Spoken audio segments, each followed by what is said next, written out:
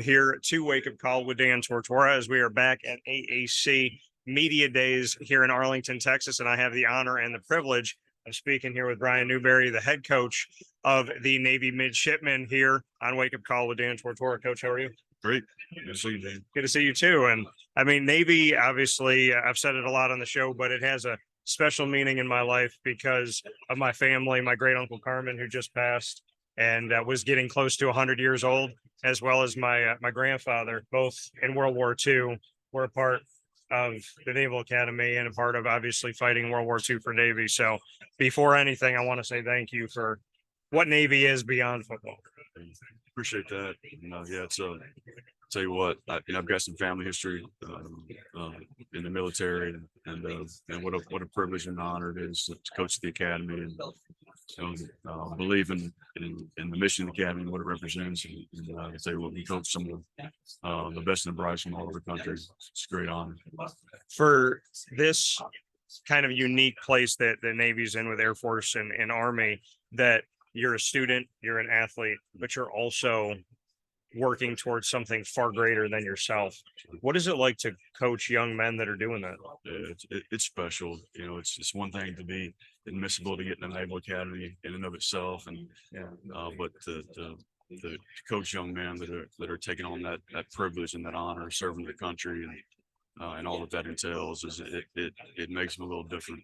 That's just the truth of the matter. And we use the term "built different" a lot around our place, and they really are. And I've been coaching for 24 years and coached a lot of great kids, and from top to bottom, I can't imagine a better locker room of young men in the country than what we have at the place.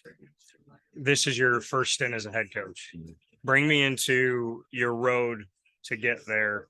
And, for those that don't know, to kind of share that journey that you had in getting to the Naval Academy. Yeah, it's been a long, windy road, that's for sure. Yeah. You see some people's, version of success, it's a straight line from here to there. Mine's kind of been all over the place, and, kind of come up the hard way in this profession, as some coaches, like to say. And I've coached Division III, Division II, FCS, and, being here at the Academy has been awesome. But, being a head coach has never necessarily been the end all be all for me. Really love being a coordinator, which I've been the majority of my career, and so really enjoyed that. And what a great opportunity it was to come to Naval Academy in 2019 and to work for Coach Nemo for those 4 years. It was a great experience for me.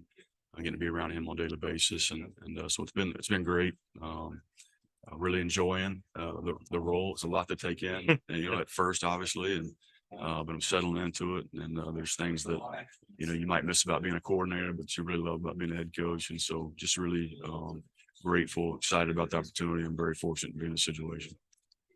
A defensive minded guy, but now you're overseeing it all. Yeah.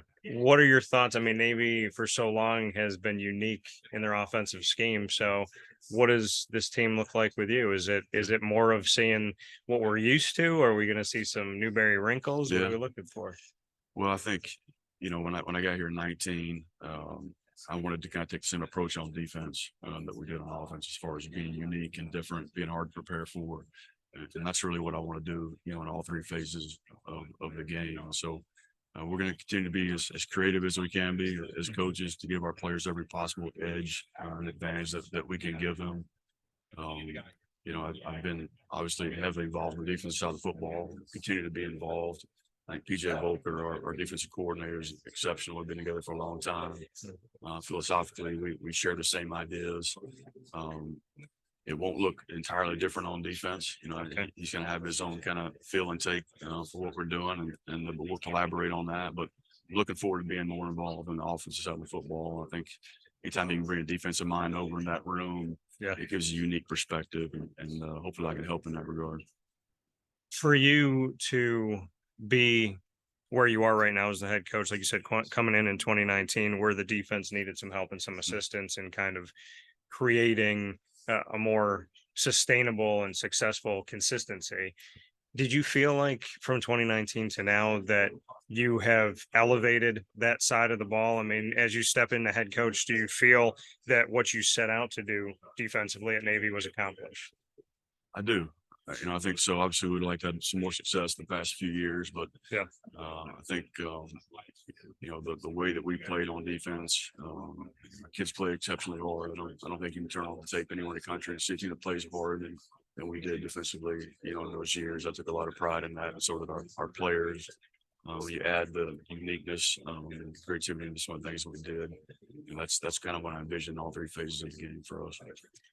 When you look at this conference in and of itself, what is it about the American that you're excited about as we step forward? It's a 10-year anniversary. We're stepping into a new era, and with Houston, UCF, and Cincinnati leaving, their 6 institutions coming in as full-time members. You get to see them on the football field, and there's this new model where your student athletes are going to be able to see them once at home and once on the road all the way through, and create a little bit of hopeful rivalry with Yeah. Temple. So what's your take on kind of this new model that we're at least going to see from 2023 to 26? Yeah, I love it. I think it's an outstanding conference. Love the footprint of the conference, the places we get to go. And I think that the thing that is really good about it is the equality and the parity in the conference. I think it's a really exciting conference. I think there's some exceptional coaches in our conference, and the rotation and playing new teams every year is going to be really good for us as well.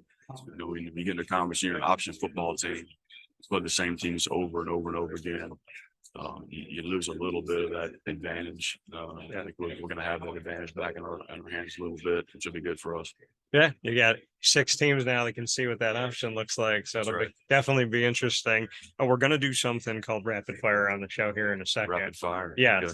But before we get to that, outside of football, where can you say, kind of your inspiration has come from to make you the person that you are today? Because we focus so much on the X's and O's, but who is Brian Newberry? Where does the person that I'm sitting next to, where does that kind of get built from and come out from? Because adversity is supposed to break us to make us, I guess. Yeah. So what can you say about kind of the person that you are today, and maybe a thing or two that led you to get to where you are?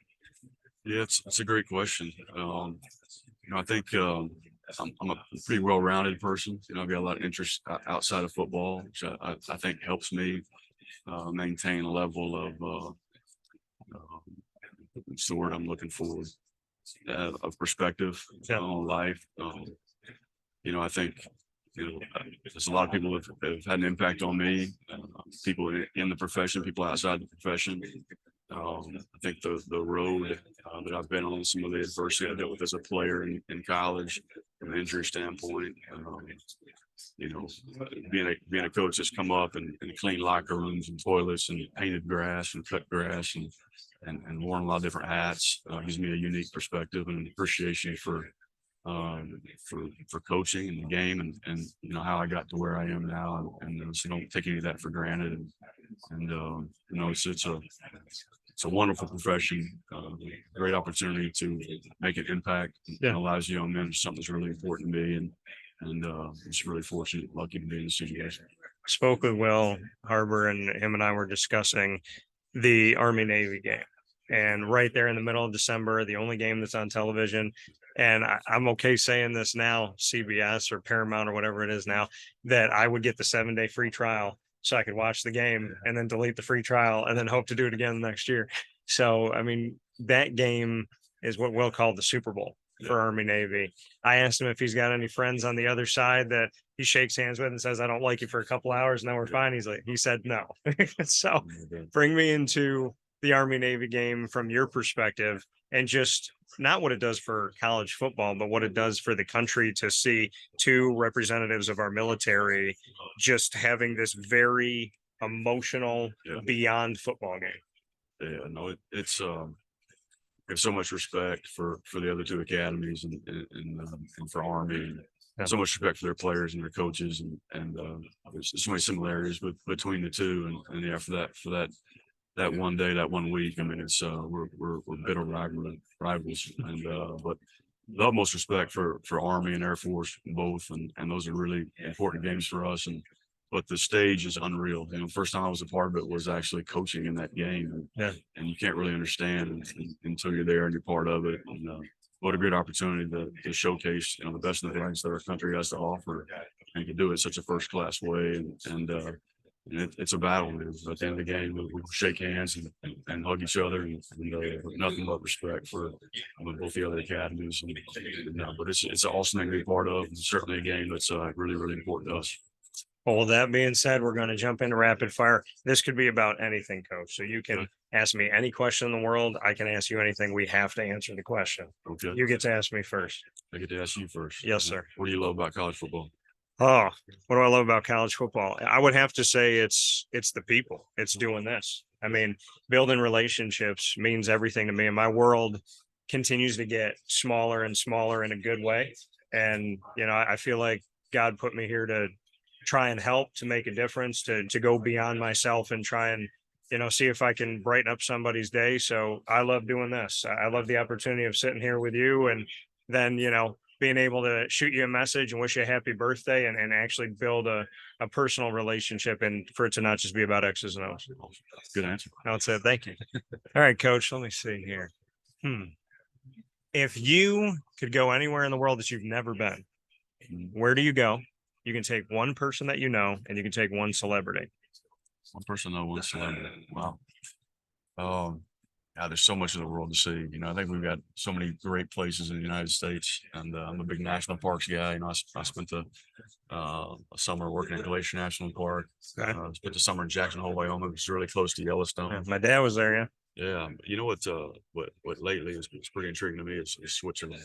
Okay. You know, just the magnificence of the mountains there, and just being a different part of the world.